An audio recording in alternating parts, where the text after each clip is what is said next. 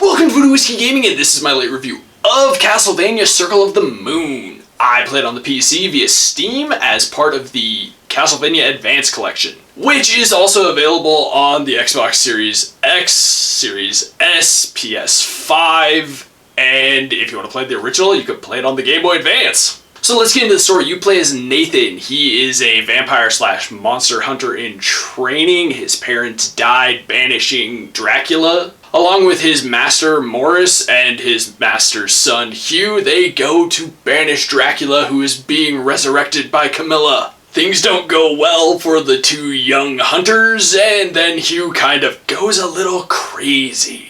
And we're not going to go any further than that because the old school side-scrolling Castlevania games don't necessarily have the crazy long stories that we're used to in a lot of modern games. But the story is fine, it's serviceable. What this game is really fueled by is the gameplay, and we'll get into that in a bit. As for the sound effects, they work for what it is. This was a Game Boy Advance title originally, so they're not going to be the craziest, most advanced, sound effects. But they are chiptuned, which very much fits the style since this was a very pixelated game. Which also bleeds into the music, although I gotta say, I really like the music. I don't like a lot of retro music necessarily, unless it's very well done, and well, guess what? The Castlevania music is well done.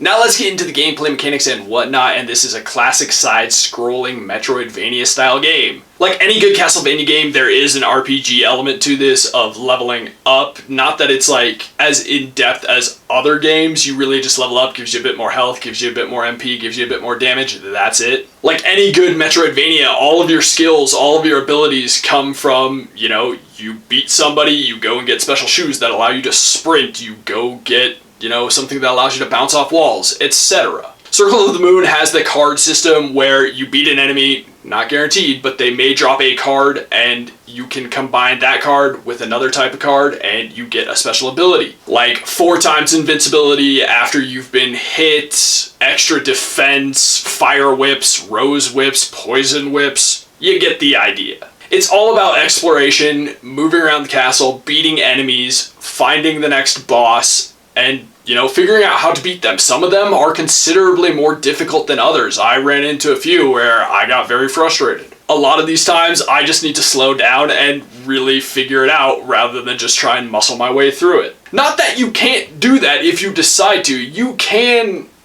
grind out levels and have that advantage going into fights. But at the same time, Metroidvania games are also all about figuring out the right combinations, the right patterns, etc. to beat bosses. And quite frankly, it holds up well. I've always found the Metroidvania style gameplay to be a very compelling gameplay. It's simplistic, but it's fun, and so I'm always a fan of that. Now let's get into the controls, and the one thing I did was I was playing on a PS4 controller through my PC, yes. Because I personally just love that big old D-pad on the PS4 or PS5 controller. I think it's great for side-scrolling games. Overall, I found the controls to be responsive. I didn't have any complaints there. The one thing that I felt was weird is there is a bit of a weird mapping thing going on, but fortunately in the Advanced Collection, you can go in and change the control mapping very easily. When it started, the attack as well as cancel button were circle. I switched those over to square. I felt that just flowed better with the way my hands are and when I'm jumping. So let's get into the graphics and visuals, and as previously stated, it came out on the Game Boy Advance, so it very much has that pixelated vibe. Not even vibe, just style in general. That is what it looks like because, well, Game Boy Advance. That being said, I don't think that hampers the storytelling or the gameplay at all. It really does work. Now, I know I'm one of the first people who generally complains about pixelated styles, and I understand that. In reality, I would love to replay this with graphics from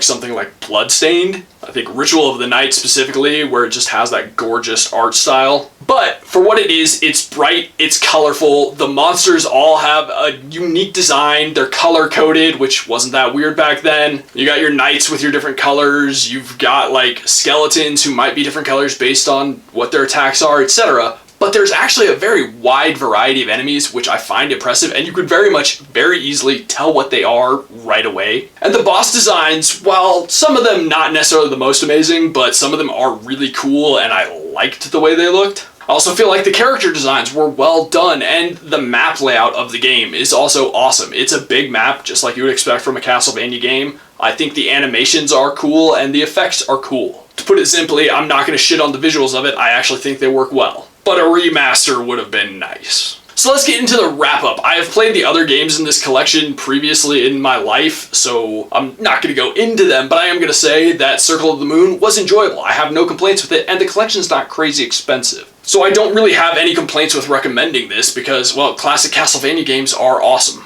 Okay, so in the comments down below, why don't you tell me what's your favorite Castlevania game? And as always, thanks for watching. If you enjoyed the video, please hit that like button, and if you like what I'm doing in general, share and subscribe. Have a good one.